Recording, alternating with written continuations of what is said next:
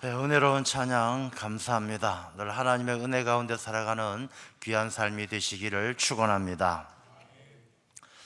저희 교회가 다음 주일 창립 감사 주일로 지킵니다. 교회 창립 76주년이 되었습니다. 1949년 6.25 전쟁 이전에 교회가 세워지고 76년의 긴 세월을 하나님께서 지켜주셨고 여기까지 오게 하셨습니다. 올해 76년 된 교회 창립을 맞이하면서 과연 우리는 성도로서 믿음 생활을 잘하고 있는가 다시 한번 돌아보게 되어집니다. 이 귀한 교회에 몸을 담고 있으면서 우리의 신앙, 우리의 믿음은 예수님께 칭찬받을 수 있는 믿음인가? 오늘 이 본문의 말씀 가운데 보면 마지막 절에 예수님께서 여자여 내 믿음이 크도다 라고 칭찬을 하십니다. 과연 예수님께서 우리의 믿음을 보시면 칭찬을 하실까? 우리의 믿음이 크다라고 말씀하실까? 아니면 예수님께서 제자들에게 이 믿음이 작은 자들아 하고 책망하신 것처럼 책망을 하실까? 그런 생각을 한번 해보게 되면서 오늘 이 말씀을 통해서 주님에게 칭찬받는 믿음이란 어떤 믿음인가? 우리가 어떤 믿음 생활을, 어떤 믿음을 가져야 하는가 하는 것을 함께 나누고자 합니다. 먼저 오늘 본문의 말씀은 예수님께서 두로와 시돈 지방에 들어가셨을 때의 이야기입니다. 두로와 시돈 지방은 이스라엘 땅을 벗어난 이웃 나라입니다. 다시 말해서 예수님은 모처럼 해외여행, 외국으로 떠나신 것입니다. 이 시돈과 두로 지역은 헬라인들이 사는, 페니키아인들이 사는 그런 나라이고 이방의 나라입니다. 예수님께서 이런 이방의 나라로 가셨습니다. 그 당시에 이 유대인들은 이방인들을 별로 좋아하지 않았습니다. 지금도 크게 다를 바는 없지만 이방인들을 굉장히 멸시하고 천대하고, 심지어는 유대인들은 사마리아 사람들, 자기들의 한 동족이지만 이방인들과 피가 섞였다고 해서 사마리아 쪽으로는 땅을 밟지 않고 사마리아를 돌아다닐 정도로 이방인들이라면 참 싫어했던 때가 바로 이때입니다. 근데 예수님께서 왜 이 이방의 땅으로 가셨을까요? 우리가 오늘 본문의 말씀을 쭉 읽은 내용을 생각해 보면 예수님도 이방인들을 별로 좋아하지 않았던 것 같아요. 야, 내가 걔들을 위해서 온 것이 아니다. 오늘 말씀 가운데 보면 나는 이스라엘 집에 잃어버린 양 외에는 다른 데로 보내심을 받지 아니했다. 난 이방인들 너희들하고 상대 안 한다. 그리고 자녀의 떡을 취하여 개들에게 던짐이 마땅하지 않다. 예수님의 생각도 유대인들 생각과 별로 달라 보이지 않습니다. 과연 예수님은 진짜 본심이 이렇게 이방인들을 좋아하지 않았을까? 이 수로보니게 여인, 이 여인과 있었던 이 이야기는 똑같은 이야기가 마가복음에도 나옵니다. 마가복음 7장 24절부터 30절까지 나오는데 마가복음 7장 24절을 보면 저렇게 기록이 되어 있어요. 예수께서 일어나사 거기를 떠나 두로 지방으로 가서 한 집에 들어가 아무도 모르게 하시려 하나 숨길 수 없더라. 그러니까 예수님께서 두로와 시돈 지방에 간 것이 아무 목적 없이 간 것이 아니라 마가복음에 기록된 것처럼 어떤 한 집에 들어가서 거기서 유숙하셨다는 것이죠. 거기서 머물렀다는 것입니다. 이것은 예수님께서 이 이방인들에 대한 사랑이 남다른 마음을 가지고 있었다는 것을 보여주는 거예요. 오늘 본문의 말씀에 자녀의 떡을 개들에게 던짐이 마땅치 않다라고 말씀하셨는데 그게 본심이 아니고 정말로는 예수님께서 이방인들을 사랑하는 마음이 있는데 과연 오늘 이 본문의 말씀에서는 왜 그런 말씀을 하셨을까? 우리가 한번 생각해 보려고 하는 것이죠. 자, 어찌 되었든 예수님께서는 두로와 시돈 지방에 가셨는데 한 여인을 만나게 되었습니다. 가나안 여자 하나. 이 가나안 여자, 가나안이라고 표현되어져 있지만 이 여인은 이방인이고 헬라인입니다. 우리가 수로보니게 여인 이렇게 이야기하는데 수로보니게 족속이죠. 수로보니게 족속의 한 여인을 만났습니다. 초대 교부였던 클레멘트라는 분이 계십니다. 초대교회 지도자였죠. 이 클레멘트라는 이 교부가 쓴 서신서에 보게 되면, 클레멘트 서신에 보게 되시면 이 수로보니게 이 여인의 이름이 주스타였다라고 기록이 되어 있어요. 주스타라는 여인이었다라고 기록되어져 있는데, 이 여인이 예수님 앞에 나왔습니다. 2절 말씀, 본문의 말씀 가운데 22절 말씀을 보게 되어지면 소리를 지릅니다. 주 다윗의 자손이여 나를 불쌍히 여기소서. 내 딸이 흉악하게 귀신 들렸나이다. 이 딸은 클레멘트 서신서에 보면 이름이 버니스라고 알려져 있습니다. 자기 딸이 귀신 들렸는데, 여러분, 딸이 귀신 들렸다는 것은 뭐 어떻게 지금으로 본다면 정신 이상자죠. 조현병, 정신 이상자예요. 얼마나 이 어머니의 마음, 이 모성이라는 것이 대단한데, 딸이 정신 이상자고 귀신 들렸을 때 그 어머니의 마음이 얼마나 절절하게 아프겠습니까? 그 아픈 마음으로 뭐 자기가 그 당시에 이 가나안 땅 두로와 시돈 지방에는 얼마나 많은 우상을 섬겼겠습니까? 별의별 우상을 다 쫓아다녀 봤지만, 빌고 또 빌어봤지만, 의원을 찾아다녀 봤지만 아무 효험이 없어서 이제 정말 예수님에 대한 소문을 듣고 이 예수님이 어떤 분인지 알고 그분을 찾아서 고쳐달라고 나온 거예요. 자, 이 여인이 예수님께 나와서 주 다윗의 자손이여 이렇게 불렀어요. 이 여인의 믿음이, 예수님께서 너무 믿음이 크도다라고 칭찬을 하셨는데, 이 여인의 믿음이 첫 번째 우리가 주목할 수 있는 부분은 예수님을 주 다윗의 자손이여라고 불렀다는 것입니다. 그렇게 불렀다는 것이 뭐가 중요합니까? 이 여인은 예수님이 어떤 분인지 정확히 알고 있었다는 것입니다. 이스라엘 백성들은 한 400년 동안 하나님께서 선지자를 보내시지 않으시고 계시가 없으니까 너무너무 답답해서 온 유대 민족들이 간절하게 기다렸던 인물이 바로 메시아예요. 그런데 이 메시아는 유대인들의 표현을 빌리자라면 다윗의 자손이에요. 다윗 왕과 같은 그런 위대한 왕을 기다리는 유대인들은 다윗의 자손, 메시아의 별명이 다윗의 자손이에요. 그래서 이 여인이 주 다윗의 자손이여라고 예수님을 불렀다는 것은 예수님이 그들이 기다리던, 간절히 기다리던 메시아다라는 사실을 알게 되었다는 것입니다. 예수님에 대한 소문을 듣고 예수님의 능력과 예수님께서 병 고쳐주시고 귀신 들린 자들을 고쳐주시는 그 예수님에 대한 소문을 듣고 이 여인은 굉장히 성경적인 하나님께서 계시해 주신 그 말씀 가운데서 예수님이 메시아라는 것을 깨달아 알았다는 것입니다. 여러분, 우리 믿음의 시작은 예수님이 어떤 분이신지 정확히 아는 데서 칭찬받을 수 있는 믿음이 자라는 거예요. 교회 나온다고 해서 다 똑같은 믿음의 시작이 아닙니다. 어떤 분들은 예수님이 위대한 의사인 것처럼 예수님을 생각하는 분들도 있습니다. 주님 붙들고 기도하면, 예수님 붙들고 기도하면 예수님께서 병자를 고쳐주신 것처럼 나도 고쳐주실 것이다. 그러니까 자기 병 고쳐주시는 분이 예수님인 줄로 생각하는 사람도 있어요. 또 어떤 분들은 예수님은 훌륭하신 분, 세계 4대 성인 중에 한 분이시니까 훌륭한 선생님, 그렇게 생각해서 교회 나와서 예수님의 가르침을 배우려고 예수님을 스승으로 삼는 사람들도 있다는 것이죠.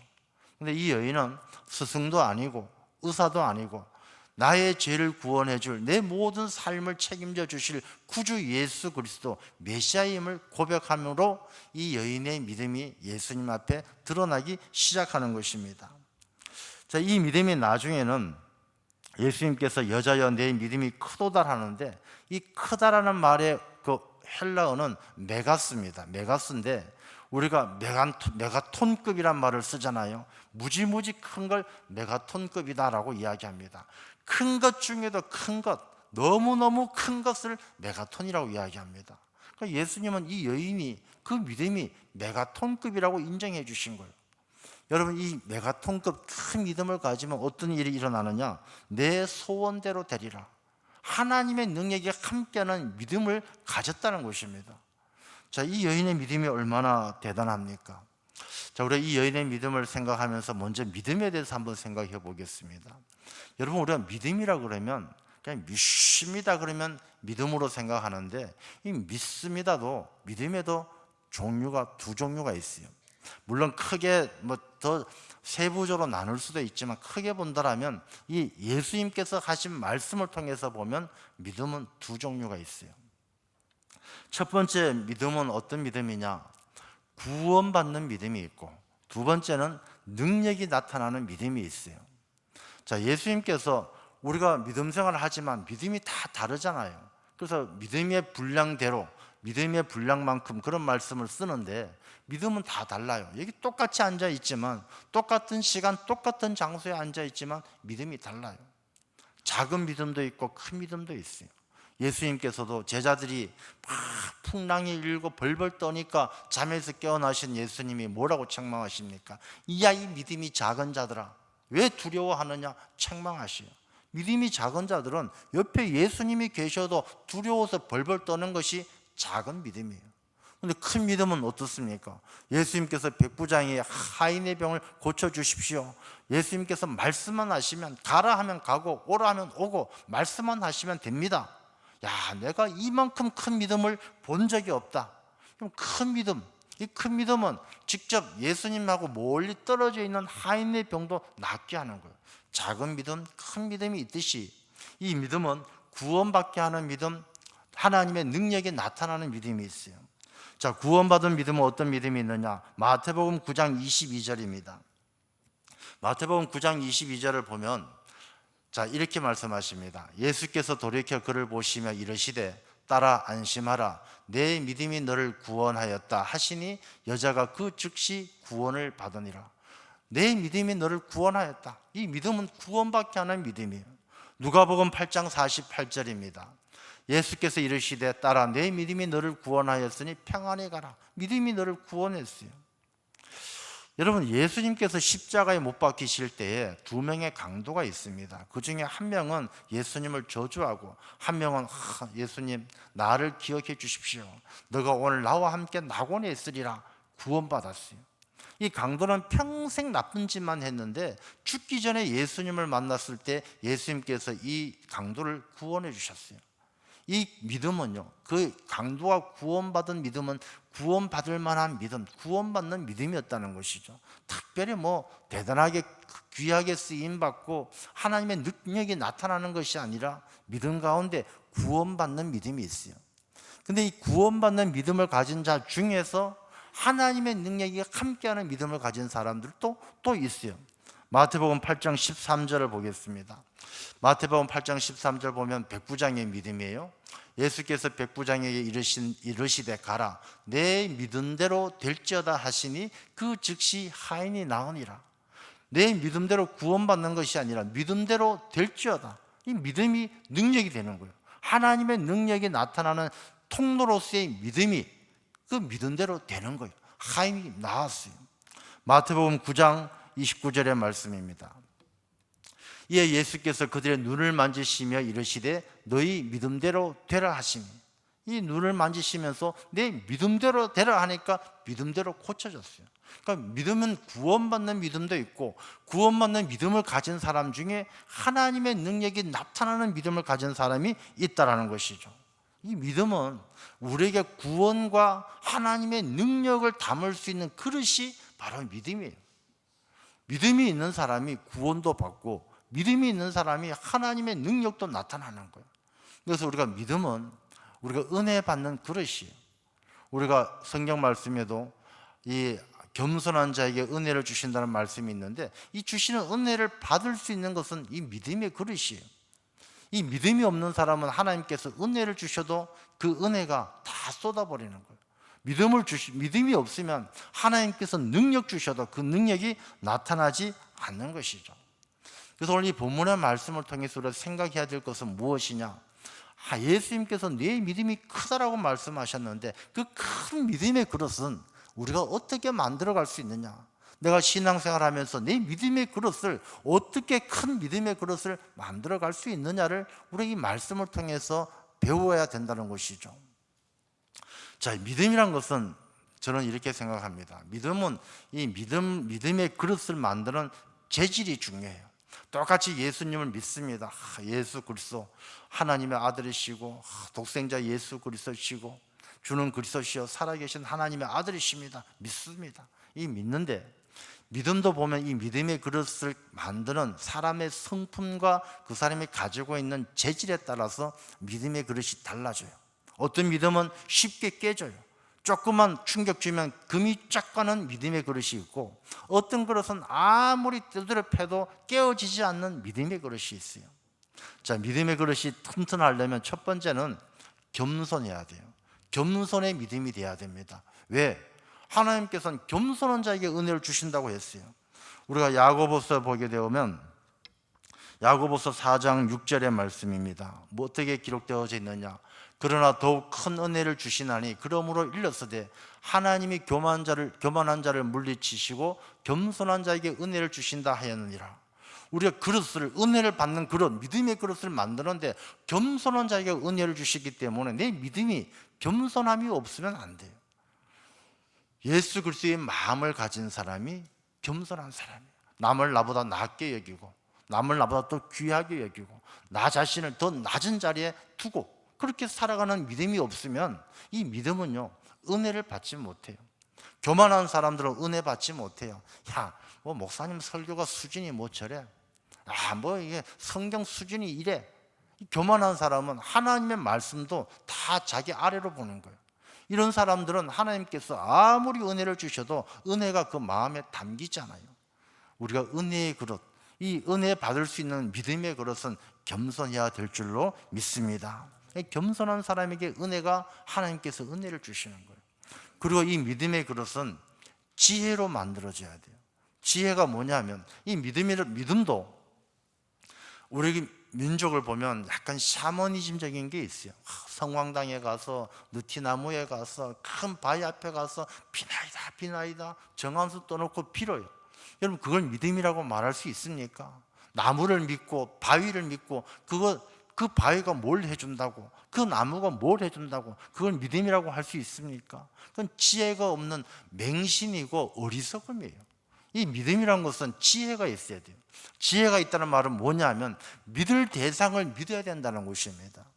혈루병 걸린 여인이 예수님의 옷자락을 붙들었을 때 병이 나았어요. 왜 그랬을까? 이 여인이 지혜로웠기 때문이에요. 왜냐하면 예수님 주변에 수많은 사람들이 있었어요. 누가 내 옷에 손을 대었느냐 예수님께서 물었을 때 제자들이, 아이고 예수님, 한두 명이 아니고 이 많은 사람이 있는데 어떻게 예수님 옷에 손댄 사람을 알겠습니까? 그럴 때 그 여인에게 내 능력이, 내 믿음이 너를 구원하였다, 그 여인에게 예수님의 능력이 나타나는 거예요. 왜? 이 여인은 지혜로웠기 때문에. 뭐가 지혜로웠느냐? 수많은 사람들이 예수님이 옆에 계셔도 예수님이 능력이 되시고 길이고 진리고 생명인 줄 아무도 모르는 거예요. 예수님 옷에 손을 대어도 어리석은 사람은 아무리 예수님의 옷을 붙잡아도 병이 낫지 않는 거예요. 믿음이 지혜롭지 못하니까. 근데 이 여인은 예수님의 옷자락에 손만 대어도 나을 것이라는 그 믿음이 지혜의 믿음이야. 야, 내가 믿을 분은 예수님밖에 없다. 저분은 내가 옷에 손만 대어도 내 병이 낫는다. 그런 지혜가 있었기 때문에. 호세아서에 보면 이스라엘 백성이 왜 망합니까? 하나님을 아는 지식이 없어서 백성들이 망하는 거예요. 여러분, 믿음이란 것은 하나님을 아는 지식이 있어야 돼요. 지혜가 있어야 돼요. 내가 믿는 하나님이 어떤 분이신지, 내가 믿는 예수님이 어떤 분이신지, 그 지혜가 있는 믿음이 깨어지지 않는 믿음이에요. 내가 예수님이 어떤 분이신지 확실히 알기 때문에 누가 옆에서 아무리 헛소리를 하고 아무리 미혹을 해도 넘어가지 않는 거예요. 그래서 이 믿음의 그릇은 지혜가 있어야 돼요. 겸손하고 지혜가 있어야 되고, 그 다음에 이 믿음의 그릇이 튼튼하려면요, 깨어지지 않으려면 인내할 줄 알아야 돼요. 인내. 믿음은 인내해야 되는 것이죠. 인내하지 않으면 이 믿음의 그릇이 자꾸 쩍쩍 갈라져요. 이 인내라는 것은 믿음의 그릇이 깨어지지 않도록 하는 접착력을 만들어주는 게 인내예요. 여러분, 우물을 팔 때, 자, 이 우물을 팝니다. 한 100m를 팠어요. 100m 팠는데 물이 안 나와요. 물이 안 나와서 여기 물이 없나 보다. 옆에 가서 딴 데가 팝니다. 또 한 100m 팠는데 물이 안 나와요. 여기도 물이 없나 보다. 또 딴 데가 팝니다. 이 사람은요, 평생 물을 못 팝니다. 우물을 못 파요. 100m 파서 안 나오면 어떻게 해야 돼요? 110m를 파야 돼요. 110m 파도 안 나오면 어떻게 합니까? 120m를 파야 돼요. 그렇게 인내하면서 한 자리를 깊게 파는 사람이 우물이 터지고 생명수가 터지는 거예요.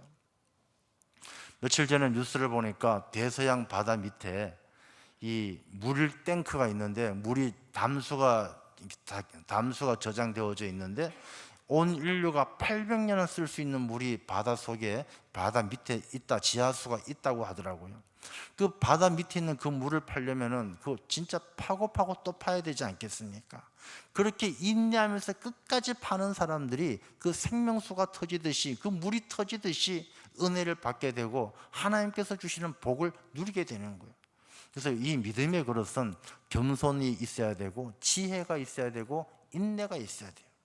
예수님께서 이 여인의 믿음을 칭찬한 이유가 이 여인은 그런 믿음의 그릇을 가지고 있었기 때문이에요. 자, 그런 믿음의 은혜를 가지고 있었다는 증거를 보여드리도록 하겠습니다. 자, 이 여인은 내 딸을 불쌍히 여기소서, 도와달라고, 귀신 들렸습니다, 도와달라고 기도했어요. 예수님 붙들었어요. 그런데 예수님은 23절 말씀에 보면 한 말씀도 대답하지 아니하시니, 자, 첫 번째 이 믿음의 그릇이 은혜가 충만하고 하나님의 능력이 나타나는 그런 믿음의 그릇이 큰 믿음이 되기 위해서는 자기가 시험을 당할 때마다 그 시험들을 극복하면서 믿음이 점점 커져가야 돼요. 자, 첫 번째 시험이 뭐냐면 예수님께서 한 말씀도 이야기 안 하셔요. 예수님께서 반응이 없으셔요. 여러분, 신앙생활 할 때, 우리 믿음 생활할 때 그런 첫 번째 어려움이 찾아올 때 그럴 때가 많잖아요. 교회 가도 별 소용없더라, 기도해도 응답이 없더라. 이 예수님께서 아무 말씀을 안 하시는 거예요. 어떤 신학자, 와이스라는 신학자는 왜 예수님께서 아무 말씀 안 하셨느냐, 예수님께서 고민했다는 것이죠. 고쳐줄까 말까 고민했다는 것이죠. 이 다른 카르라는 사람은 어떻게 해석했느냐, 예수님께서 저 여인을 더 믿음을 키우기 위해서 훈련시켰다, 이렇게 훈련시키기 위해서 말씀 안 하셨다, 이렇게도 해석하는데 그건 예수님밖에 모르죠. 예수님이 왜 말씀 안 하셨는지. 근데 어찌되었든 예수님께서 침묵하셨다는 것입니다. 우리가 믿음이 자랄 때 첫 번째 어려움 중에 하나가 하나님께서 응답이 없으셔요. 예수님께서 내가 부르짖었어, 주여 주여 소리 질러도 응답이 없으셔요. 첫 번째 시험이에요. 자, 여러분, 이 첫 번째 시험 응답이 없을 때는 우리가 믿음의 사람들은 겸손하고 지혜가 있고 인내해야 된다 그랬어요. 우리가 예수님께서 응답이 없는 것도 응답이라는 사실을 우리가 깨달아야 돼요. 우리가 기도할 때 예수님 정말 이렇게 내가 아프니까 고쳐주십시오 할 때 고쳐주지 않는다고 응답이 없는 게 아니에요. 우리가 고쳐주십시오, 왜 안 고쳐주십니까? 내 말 안 들으십니까? 교만한 거예요. 겸손한 믿음이 아니에요. 겸손한 사람은 고치든지 고치지 않든지 주님 뜻대로 하시옵소서 하고 맡겨드리는 것이 겸손한 믿음이에요. 자, 이 예수님께서 응답이 없으실 때, 우리가 기도에 응답이 없으면 하나님은 내 말 안 들으시나 보다, 이 믿음의 그릇을 엎어버리는 경우가 얼마나 많습니까? 이 여인은 예수님께서 응답이 없으셔도 끝까지 포기하지 않고 주님만 바라보면서 나아가는 거예요.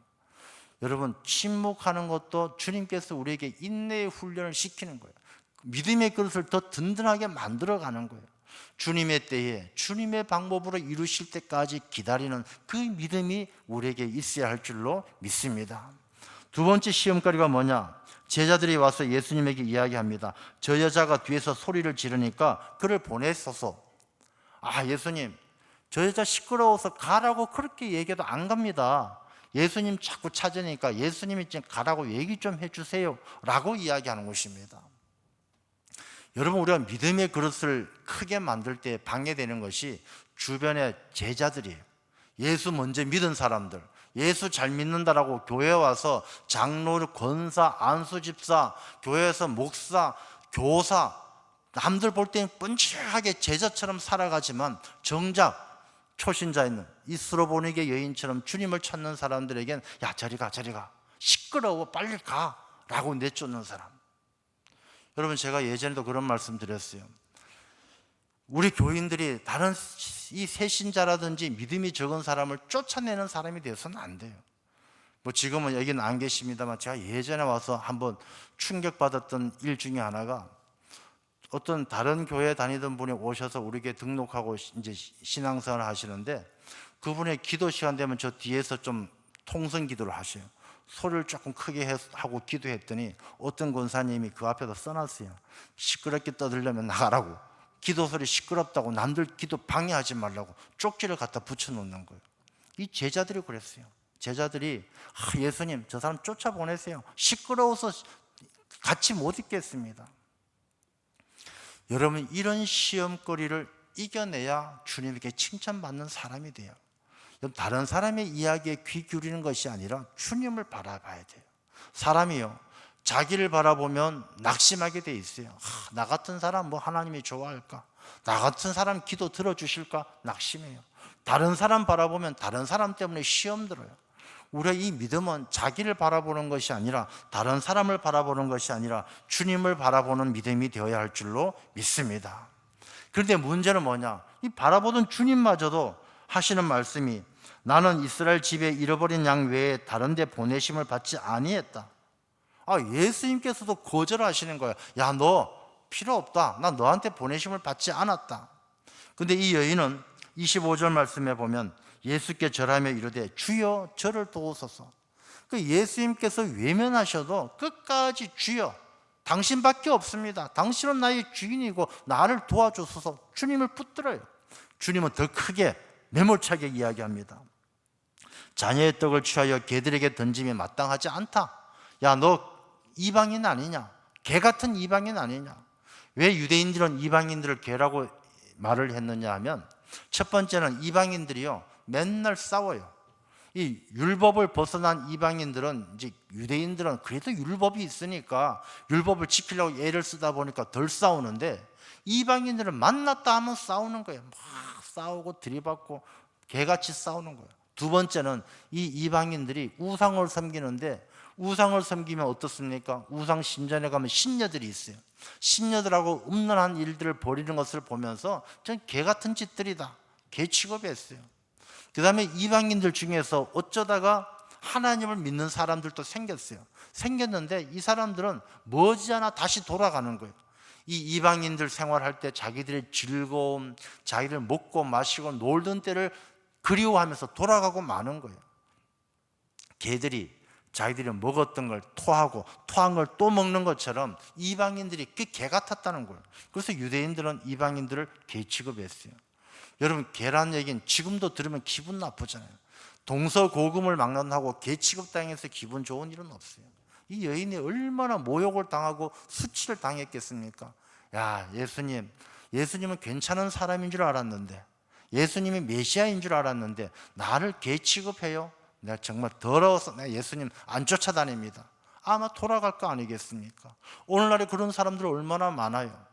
교회에서 인정 못 받는다고 교회 안 나오고, 교회 갔더니 뭐 나를 알아주지도 않고, 내가 사회에서는 그래도 뭐 장관까지 했는데 교회 가니까 맨날 천덕꾸러기 취급하고 나 안 나가, 괴 취급한다고 안 나올 사람들이 지금도 얼마나 많습니까? 이 여인도 그렇게 그 얘기 들었을 때 얼마나 기분 나빴겠어요.